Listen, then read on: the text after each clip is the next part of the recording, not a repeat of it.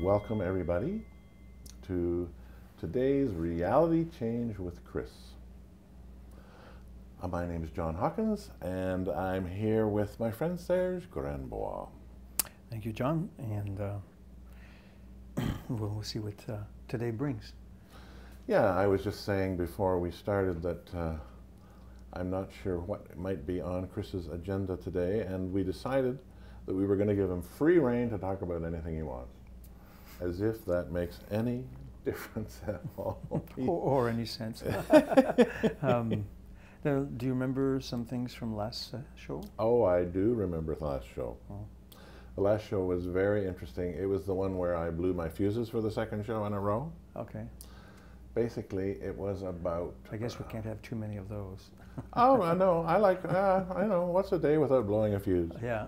They're all on breakers. Auto reset. They're on breakers. Yeah. It's not like you have to put a new fuse in.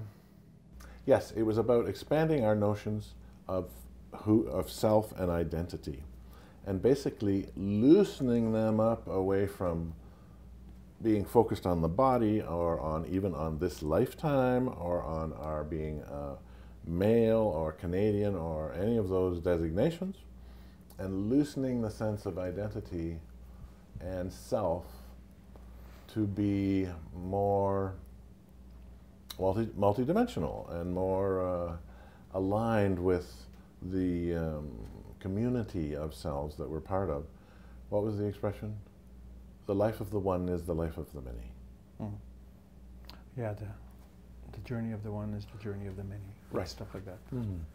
Mm. So it was about how we are not alone, never alone, that we've always got vast resources actually inside us. Everybody, basically everyone we've ever met or had an engagement with, we keep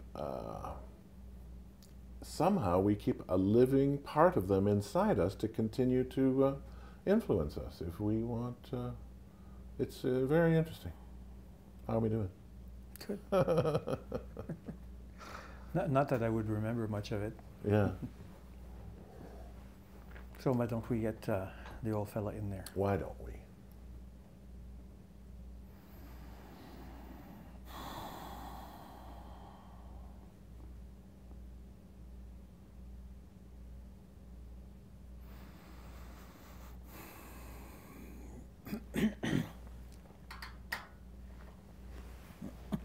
Now we trust that you are comfortable. Thank you, Kris. And we thank you for your consideration. Thank you. So it appears that it behooves us to once again continue the old tradition of fuse blowing. Fine. That's Indeed. all right. No problem. As I say, they're on breakers. It you know, it's not a problem.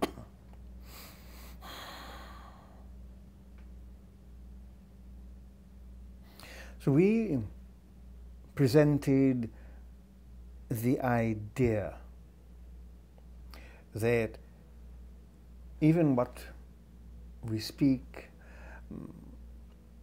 about in terms of aspects have their own free will, their own recognized authenticity. Portions of those energies are shared. And they learn and they grow just like you do, because you too are an aspect or expansion of your own source, the soul, Right. which is what you are ultimately. Right. Indeed.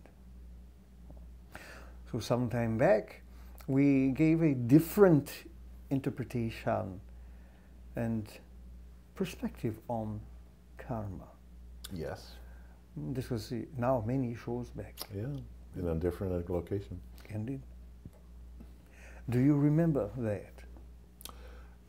Yes. Karma, as opposed to being punishment or the consequences of our behavior, the way you framed it was that karma was the way we engineer, using various structures, the way we engineer opportunities for us to expand our understanding. Indeed.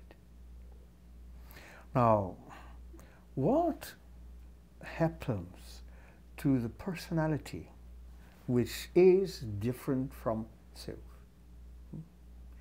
The personality reflecting certain traits and characteristics of self or soul, interacting with very unique creations that are born out of the desires of that personality, which are themselves born from the desires of the soul. Right. So you have a constant give and take, a constant flux. If you like, there is a constant spin symmetry. There is always action. All of these things, including consciousness, is action. As opposed to a thing. Indeed. Even things you consider as things, meaning perhaps inanimate and soulless, these things are merely poor interpretations from your human, limited and egoic point of view, because all things are imbued with consciousness, which is action.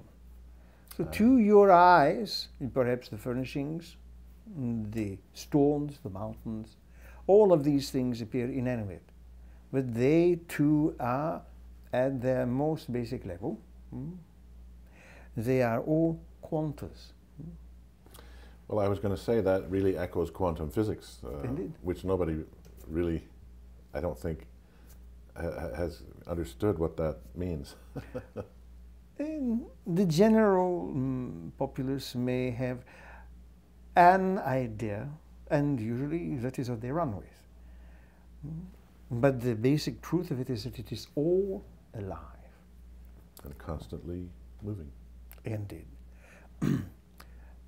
This flux between the personality structure and the self, which is the source of the personality, also engages in fluctuations in terms of births and deaths. Oh, I see. All right. These are larger fluctuations. And there are all sorts of other fluctuations, cycles, and so on and so forth. So here we wish to assist in expanding your views about self, about the personality structures, about reincarnation.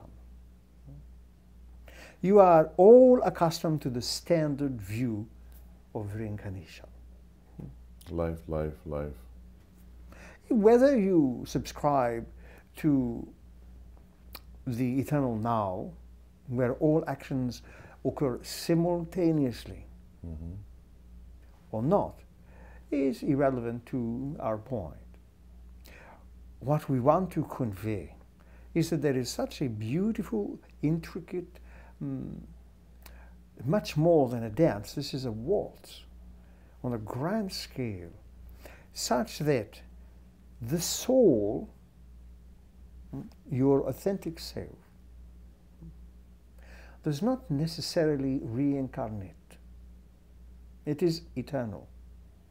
It is also transcendental. That's interesting. Okay, so it's never born, it never dies. Indeed. Fairly simple process to understand. So how come then there are so many different personalities? Because they are aspects, offshoots of the one soul. Right. Those particular traits and characteristics never dissipate either. They never die. But they do continue in the genetic lines of the various families. Oh, that's interesting. You mean when you say the qualities of the personality don't die, they continue in the line? Indeed. And if there is no particular line to continue within, then you could say it gets, and it is a very poor use of your English language, but it gets stored in a massive bank of all sorts of traits and characteristics that can then also be shared. So nothing is ever annihilated, just as the soul cannot die. The personality can remove itself from a particular time-space continuum in the process you call death. Right. But even then, it is not annihilated nor destroyed. It is shared amongst many, many individuals. And in terms of potentials in the family line, it gets incorporated into the genetic base at the level of the DNA. That's very interesting. So you may have relatives come and see the newborn or a young child in their family and say, oh, some of her attitudes, some of her movements, or even expressions remind us so much of grandmother or grandfather or great uncle. Very common experience. So the tendency would be to say, ah, yes, that is great uncle or grandma reincarnated. Oh. That solves all the issues. But it might not be, it might just be some of the qualities of the personality. Indeed. So many of these qualities are exchangeable in a certain sense. They are shared. They enhance the experiences of the personality who takes on some of these traits and characteristics because it fulfills their own particular aspirations. So they acquire some of these from the genetic base within the family structure. That's giving me a feeling, an idea that personality traits are actually really valuable. I mean, if the universe is going to all this trouble to, to pass them on and to archive them and to make them available, they must be really, really valuable. Indeed they are. It is not that once you are on the verge of giving up the ghost, as they say, you are automatically flushed. Okay. Nor wiped. Well, let's not go there. So the point is that the soul invests large amounts of energy. It understands the creation processes through countless sets of eyes, minds, senses. It almost sounds like a kind of greediness for experience. There is a hunger for action.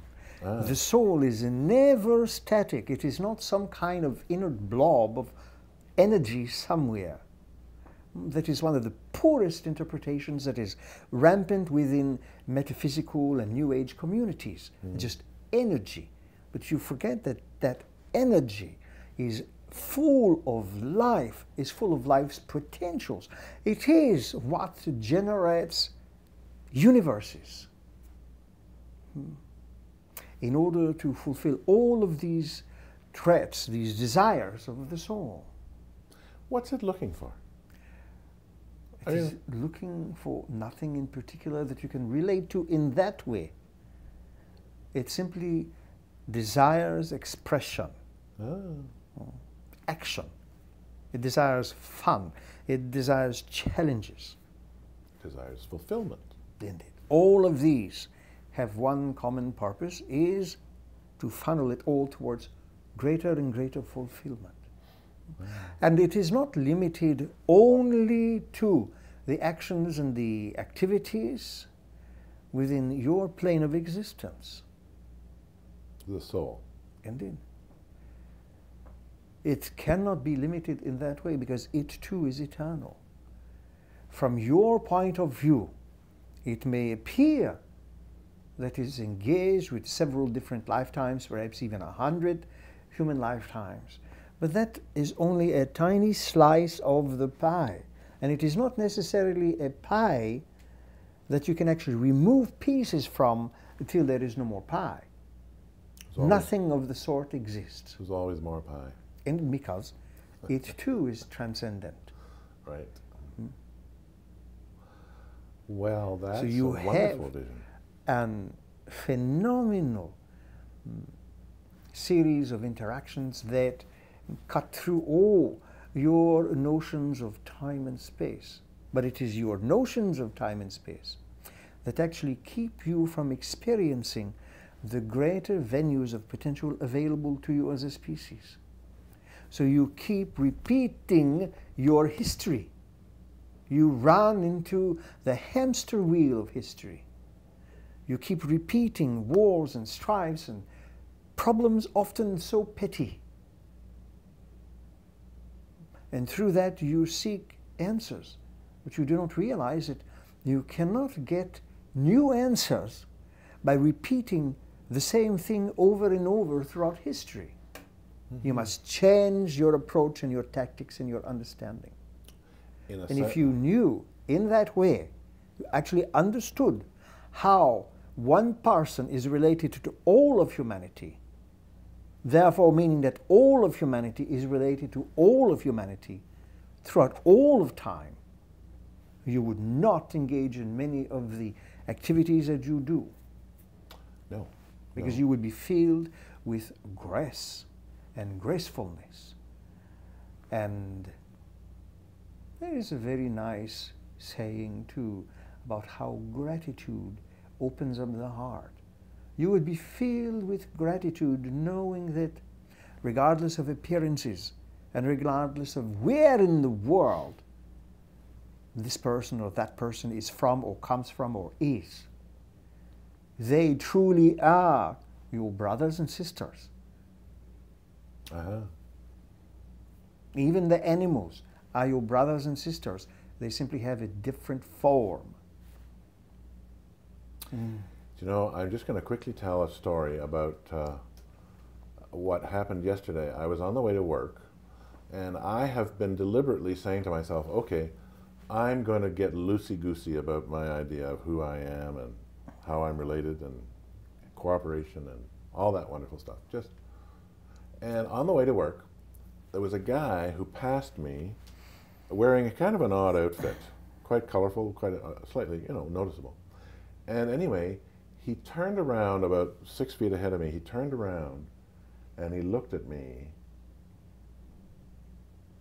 in a very meaningful way, and then he turned back and carried on. And there was something there. I have no idea who he is, but there was just a moment of engagement that was, noteworthy. Indeed. It did have a type of significant impression upon you since you pondered it. Yeah. Such moments of connection would become part of your daily experiences. You would no longer question intuitions, telepathy, because you would open the gates of a greater kind of awareness. Well, let's do that. First and foremost, there is some kind of need, being very diplomatic of course, to actually break down the barriers of fears that you have, because you hold on, and not you specifically, but your species holds on so rigidly and regimentally to your ideas of selfhood based upon bodily perceptions, that anything that strays from that interpretation or meaning is considered suspect, and more than enough times worthy of being taken out, so that there is no discomfort nor challenge or fear in it. But if you just understood how you are related to all others, your attitudes would change overnight. Well, I feel, I feel that that's starting to happen. Just being exposed to this material, it's changing my perspective. Indeed. And there are, you could say, groups of souls who are projecting personalities into your reality, in a manner of speaking. For a few decades now, individuals who have the potential to transform your understandings of reality, of physical reality, of nature, of humankind. But they only come up once in a while, because many of them do not want to be slaughtered outright. And probably treasure a certain level of anonymity. Indeed. Regardless of which, I'm going to ask anyway. Do we have names? Not specific names, but there are individuals that will crop up here and there, such as the young man who invented a device to clear the oceans of plastic debris. I saw that. And so many others. And they come in different stages. There are some that are older now and may have realized that they came to seed your collective consciousness without particularly acting in any other way. Then there is a second wave that came and began to push the boundaries and to push the envelopes, stretch your ideas of the use of your imagination. And then another wave and another wave, and they come. Yeah, transforming your world little by little, ever so subtly. And not just the physical world, but they challenge the very premises that you have held onto so tenaciously in terms of what selfhood is. There are many now who consider the notion that you are white, you are black, you are yellow, you are green, you are orange, you are purple, you are Chinese, you are this, you are that, to be an actual impediment to genuine, heartfelt relationships. So they are breaking those boundaries. And they are going to continue to do this. And there will be more. And they will come. Well, I'm fascinated by the idea that there's souls, or a group of souls, that are seeding the planet with these personalities to help. That's a wonderful idea. Indeed. They do not need to be considered aliens, because in that respect you are all aliens. This is not your natural environment. Yeah. Well, alien just means different, other, right? So, you know, we're all different. I'm different for sure. I may be an alien. You have so much potential, and you have been given those opportunities many, many times. And there is an endless font of patience, because souls do not need to be impatient because they are eternal. It's a big help, isn't it? Indeed. Takes a lot of pressure off. The manner in which you dramatize those events is, of course, another issue. But you also learn. The personalities learn. They need to develop. They need to become part of the very fabric of things in order to continue expanding. So you constantly grow in perspective. You mature. But to use that word is a bit erroneous, in the sense that it implies that at some point you have no more need to mature. You have reached maturity. But for the personalities and the self, there is no such restriction. Yes, because there are always new venues, new doors to adventures available. So the self will never mature. It's going to be immature. Not in the sense you understand it. And yet, its wisdom is beyond anything your world has known. Right. The little tidbits of wisdom you find here and there embedded into spiritual or sacred writings, these are but a tiny slice of what is available. So imagine that the environments that are created in framework 2, 3, and 4, this is what you refer to as your heavenly places, your divine places. Oh, I see. Everything is created and generated there. What you experience is your version of that, according to your perceptions, according to your notions and belief structures. So it is a reflection. It may or may not be perverted in that sense of the word, but it is still a reflection. It is the best you can do with the tools you have at your disposal. But all the blueprints exist at those other layers. And they're not, you know, they're, yeah, that's great. And they too are not static. You know, a funny thing, when Seth talked about level 2, 3, and 4, just as you did with your hands, I was thinking downwards, below us. But you're saying the heavenly realms are, you know, like it's not down. They could be here, they could Well, be there, I know they that. could be here, they could be here. But there's a certain meaning that I assign to Indeed. this. And That is you're- understandable because you... meaning is also a characteristic of the soul. That is why you also give meaning to things. Because you are the meaning of things. That is why you give meaning to things. Because you yourself are the meaning. And when you forget that, then you seek meaning elsewhere. But in truth, you are the meaning of what you seek.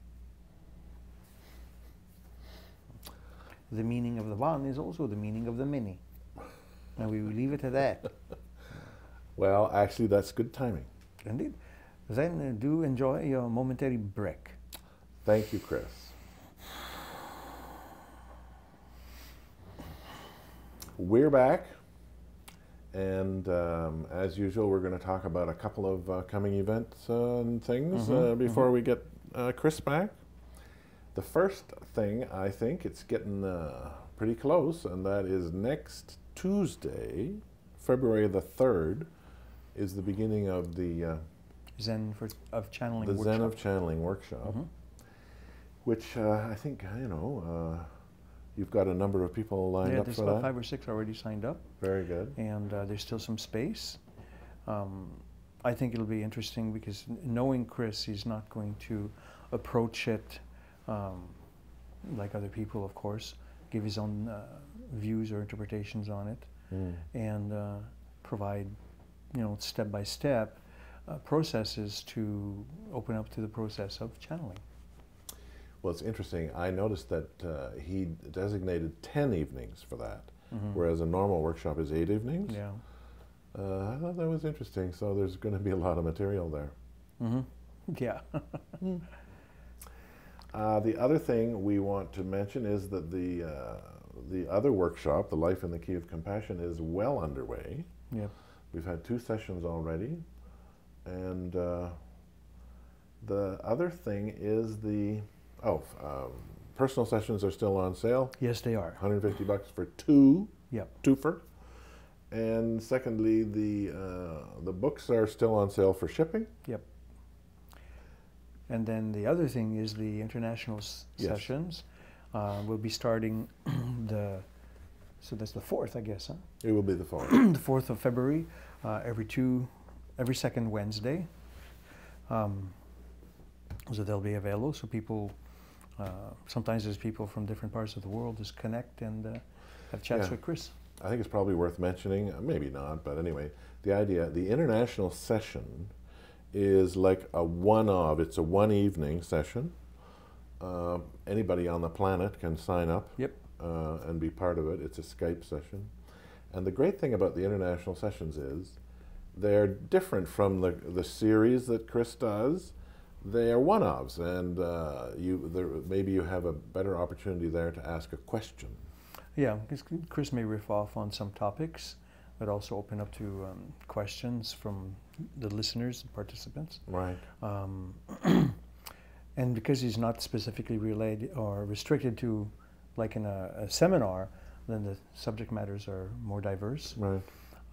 And there have been many occasions when he'll provide information that seems to tie in to some of the courses he's presenting, but at the same time is standalone. So that gives yet again a different perspective. Yeah, there's a sloshing back and forth of content. It's normal for him. Yep. So that's kind of it, I think, for things going on. I think so, yeah. Well, so let's see where Kris wants to take us for the rest of the show. I should probably mention to people that when he yawns like that, it's really not that he's tired. That's a sign that Kris is coming through.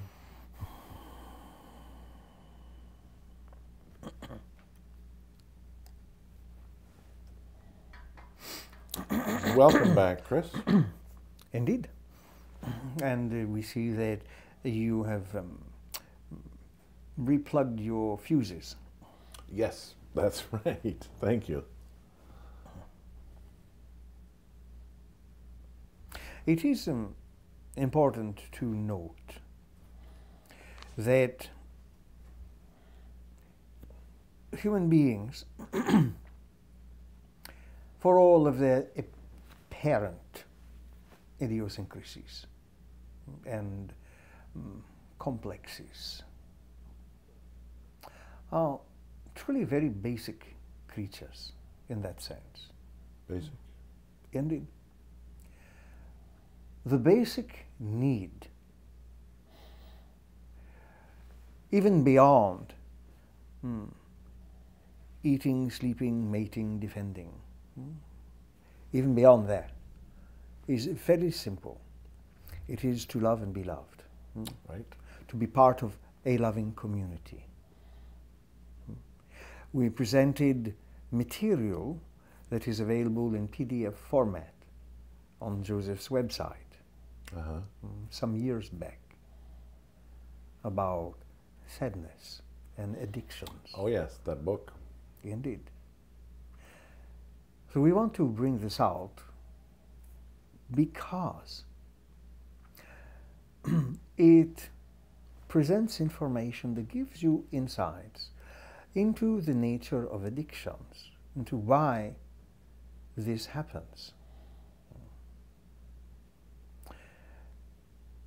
And we specifically mention it because there is now extremely recent scientific conclusion that has observed that it is not necessarily the drug per se that causes the addiction, Right. but the separation from friends and family, the separation from the human unit. The loving community that you're talking Indeed. about. So then it is replaced often by a community who also uses. But it is not necessarily constructive or positive in that manner. Right, but it's sort of the next best. Indeed. So throughout that small presentations, we hinted at this in many, many different ways. And it would be worth anybody's while to review it. Okay. And it is important because in the larger scheme of things, and in light of the discussion before the break, about how you are all interrelated, how you are all a great family of consciousness. You seek the approval of your peers, even at that deeper layer of awareness. You want to share experiences. You want to explore just how far you can take your reality creation processes. What kind of adventures could you go on today? What kind of adventures could you go on tomorrow? What kind of adventures could you go on yesterday? Right. All of these are interchangeable. They are the building blocks of the reality construction. And you play with them like you play with Legos. But you have all decided, well, this is what we will call the past. And this is what we will call the present. And this we will call the future. And we can't know that. Indeed. And never shall they meet. They must be completely different. Right. Without recognizing that you are always in a state of the present when you are observing the present, the past, and the future. And whatever you are speculating about any of these particular venues of adventures, you use them as alternative constructions So you create past lives, you create future lives, you create alternative present lives, because you are exploring vast, vast concepts. These concepts have to do with consciousness and how you can play with it. Mm-hmm. So there is no need to say that one must always be in the present, forget the past. We have suggested as such many times. We are simply reiterating it in a perhaps slightly different way. Because you can gain a tremendous amount of advantage by knowing how you organized your particular timelines, past, present, future, and how you set up certain objectives for each one. Mm-hmm. The notion that you must get your head out of the past and live in the present has certain values, of course. But if you ignore your own particular life lessons by pretending they are just things in the past, get rid of them. I see. You are again to relive some of them until you come to that observation. So dwelling on the past isn't perhaps not very helpful, or feeling that... The main difficulty with the notion of dwelling on the past is you are dwelling on what you consider to be past failures, past hurts, past injustices, from your point of view. So these are the things that are more appropriate to be detached from, as we have suggested in the past. Clever, aren't we not? Well, you know, what you've helped me to understand is that I can't get out of the present. And if I'm thinking about the past, I'm dragging the present back there with me. And if I'm thinking about the future, I'm dragging the present up there with me too. Like the bubble of the eternal present is, I can't get out of that. In certain other terms, instead of waltzing, you are perhaps rapping. Yeah. Different quality altogether. Right. So you can actually play with those particular setups of timelines in your own consciousness and grow like you never experienced, especially when you examine the timelines you consider the past and that you have seeded it with and that you have kept it locked up, filled with injustices, hurts, pains, all of these things, without growing from the experiences, because you refuse to. So you create a static version of the past that cannot grow, and neither can you, because it is your timeline. Right. So it is filled with your energies, and those energies that you have locked up, pretending that if you bury them, they will be out of sight. But it still continues to ferment. Now, you said something a moment ago that I just want to follow up on. You said you can play with the timelines that you've established in the past and gain a tremendous insight. Indeed. Can you, how would I play with my past timelines? If someone is comfortable revisiting their so-called past, first of all, they hold on to, such a person would hold on to what he or she may claim is the actual historical version of events. Right. Without realizing that from their perspective, it may not be historically accurate at all. In the same way that you can have three people witness a car accident, and each one will have a different version of what happened. So you rely on likely faulty memory and limited senses, and most likely an exaggerated ego about how such injustices have been perpetrated upon you, the poor victim of events and circumstance. Right. So you already have tainted the flow of your events, your timeline. Right. But if you are honest, you can recognize that even though those events or something similar or close to it happened, that you are no longer to be held a prisoner of the pain and injustice that seems to permeate that particular file, if you like. Right. Consider them filing cabinets. Okay. So you have kept part of yourself locked up in the filing cabinet, then you have closed it and locked it and thought you tossed away the key. But you have also deprived a portion of yourself, an aspect of yourself, the growth that you desire. And only by recognizing such a thing can you actually liberate yourself by freeing that particular aspect and giving it all the love and support it needs to continue its journey. And we are utilizing simply some paraphrasing. It is a little more involved, but you get the picture. Part of it does include forgiveness. Okay. Well, that's a good smorgasbord of ideas to play with there.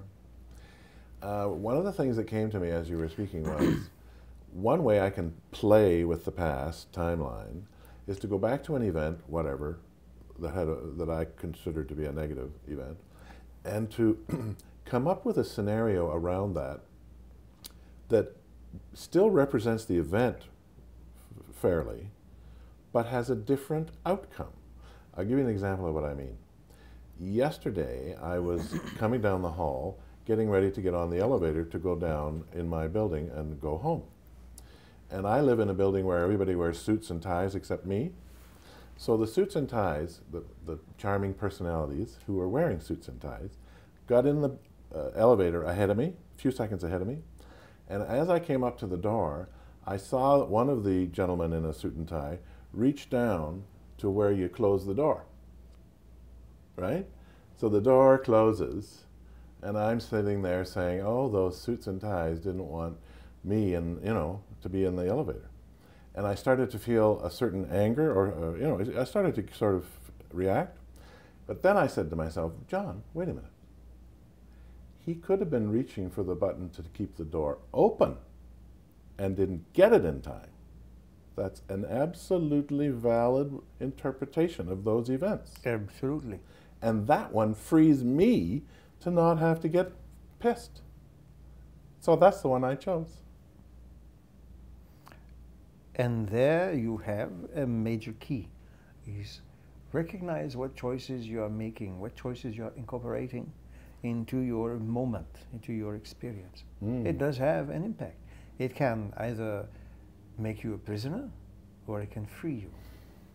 Yeah. Yeah, it was fun. It was fun to do that little twist, a little switch. Indeed. And it totally worked.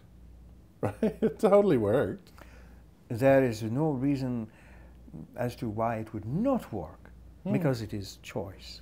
Yeah. So is that kind of like what we're talking about? That gives a little teaser or sample. Okay. This would be evolved over time as well. All right.